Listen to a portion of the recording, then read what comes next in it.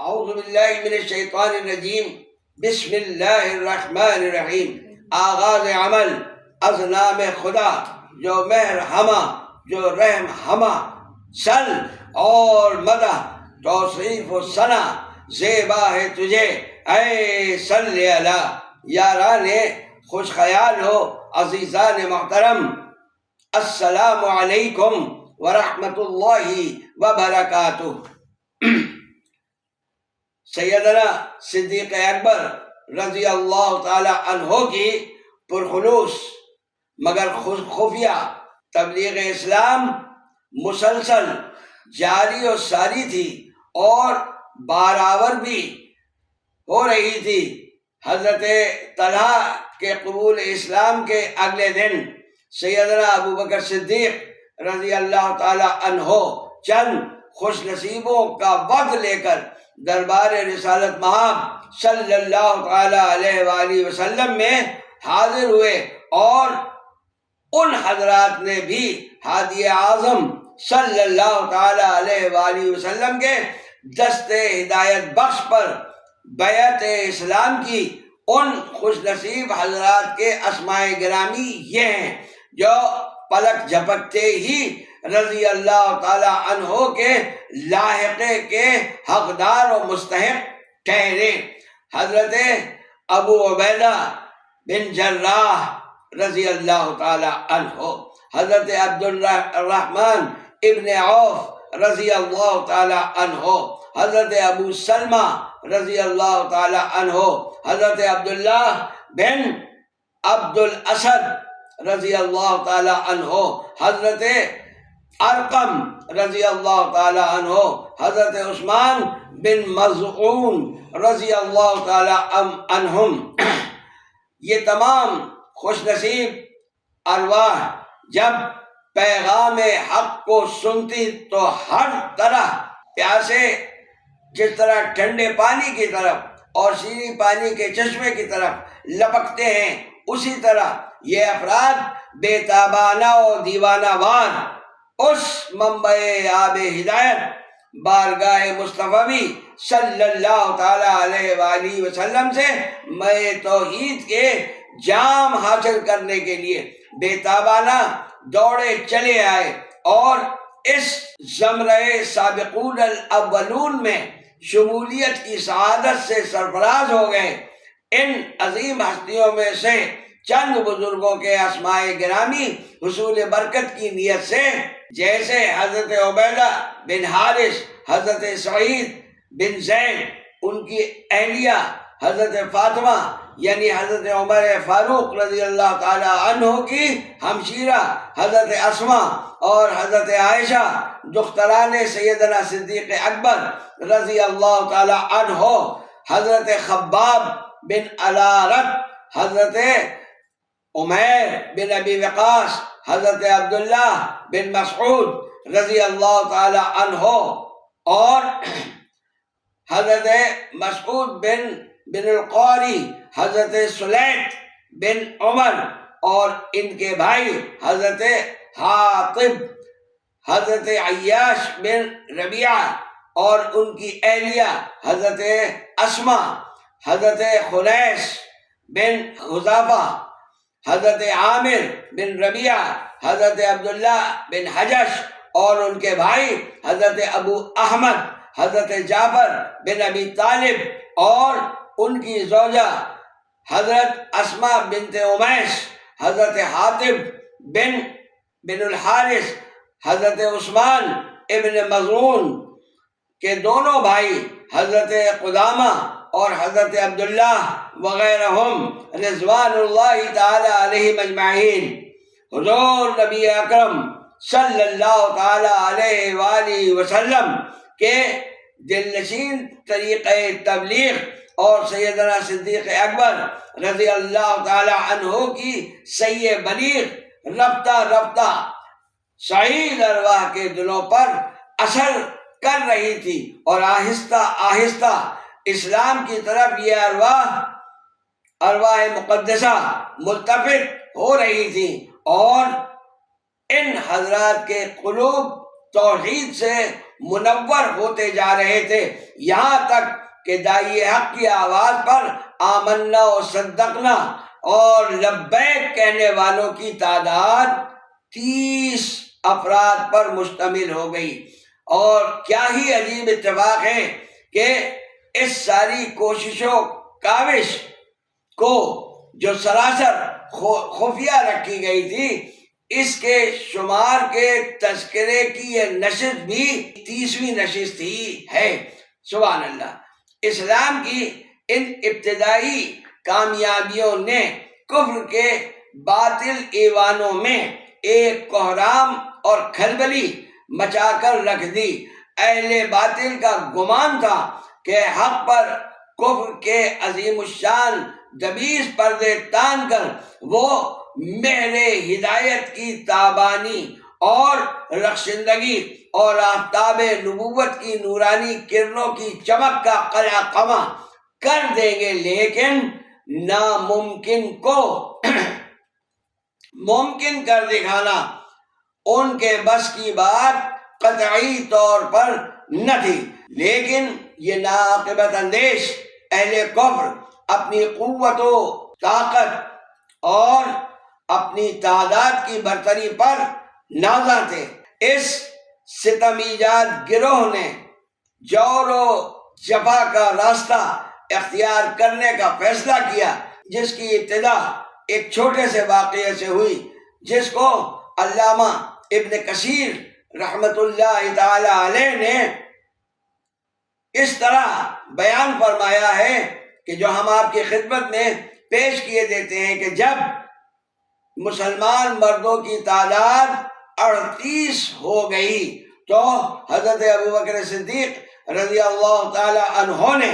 بارگاہ رسالت پناہ میں عرض کیا کہ یا رسول اللہ صلی اللہ تعالی علیہ وآلہ وسلم، اب ہمیں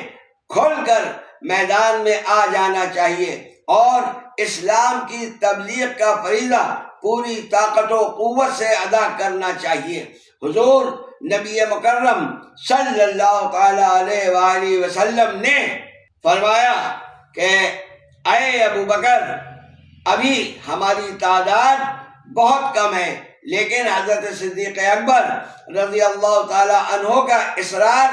جاری رہا، یہاں تک کہ نبی کریم صلی اللہ تعالی علیہ وآلہ وسلم دار ارقم کے حجرے سے نکل کر صحن حرم میں تشریف اپنے غلاموں کے ساتھ لے آئے، اور ان تمام مسلمانوں نے مسجد حرم کے تمام اطراف گھیرا ڈال لیا، یعنی بکھر گئے اور اپنے اپنے قبیلوں میں جا کر نشستیں سنبھال لی۔ جب تمام افراد بیٹھ گئے تو سرور دو عالم صلی اللہ تعالی علیہ وآلہ وسلم بھی رونق افروز اور جلوہ فرما ہوئے تو دنیا اسلام کے پہلے خطیب سیدنا صدیق اکبر رضی اللہ تعالی عنہ کھڑے ہوئے اور نہایت شائستہ اور بلیغ خطبہ ارشاد فرمایا۔ لوگوں کو اللہ وحدہ لا شریک اور اس کے رسول صلی اللہ تعالی علیہ وآلہ وسلم کی طرف دعوت دی۔ اس خطبے کو سن کر کفار آگ بگولا ہو گئے اور اشتعال میں آ کر سیدنا صدیق اکبر رضی اللہ تعالی عنہ اور دیگر مومنین پر حلہ بول دیا۔ سب ایک دوسرے سے گتھم گتھا ہو گئے۔ مسلمانوں کو خوب زد و کوب کیا گیا، کیونکہ حضرت ابوبکر صدیق رضی اللہ تعالی عنہ پر ان کو شدید غصہ تھا، اس لیے کسی بدبخت نے ان کو دھکا دے کر زمین پر گرا دیا۔ مشتعل افراد ان پر لد گئے اور لاتوں، گھوسوں اور لاٹھیوں سے ان کو مارنا شروع کیا۔ شقی القلب اور بدنصیب عتبہ بن ربیعہ نے اپنے بھاری برکم جوتے اتار کر ان کے مبارک چہرے پر پے در پے وار کرنا شروع کر دیا اور آپ کے پیٹ پر چڑھ کر کودنے لگا۔ ان ضربات سے حضرت سیدنا صدیق اکبر رضی اللہ تعالی عنہ کا چہرہ اتنا متورم ہو گیا، اتنا سوج گیا کہ آپ کی ناک ورم کی وجہ سے دکھائی نہیں دیتی تھی۔ آپ کے قبیلے بنی تیم کے لوگوں نے بازار دقت و خرابی آپ کو مشرکین کے نرغے سے نکالا اور آپ کو چادر میں لپیٹ کر آپ کے گھر لائے۔ چونکہ کسی کو بھی آپ کی موت میں شک نہیں رہا تھا، اس لیے بنی تیم کے افراد دوبارہ حرم میں آئے اور اعلان کیا کہ اگر ابو بکر رضی اللہ تعالی عنہ مر گئے تو ہم عتبہ کو تہہ تیغ کیے بنا سکون سے نہیں بیٹھیں گے۔ پھر واپس حضرت ابو بکر صدیق رضی اللہ تعالی عنہ کے گھر میں سب لوگ دوبارہ جمع ہو گئے۔ حضرت ابو بکر صدیق رضی اللہ تعالی عنہ بے ہوش پڑے تھے۔ ان کے والد حضرت ابو قحافہ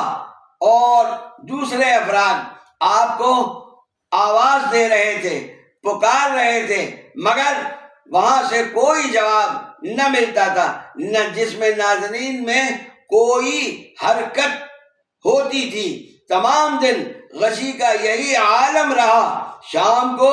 سورج کے غروب ہونے کے وقت کچھ ہوش آیا تو پہلی بات جو حضرت ابو بکر صدیق رضی اللہ تعالی عنہ نے کی وہ یہ تھی کہ مجھے بتلاؤ کہ رسول اللہ صلی اللہ تعالی علیہ وآلہ وسلم کس حال میں ہیں۔ تو قبیلے کے افراد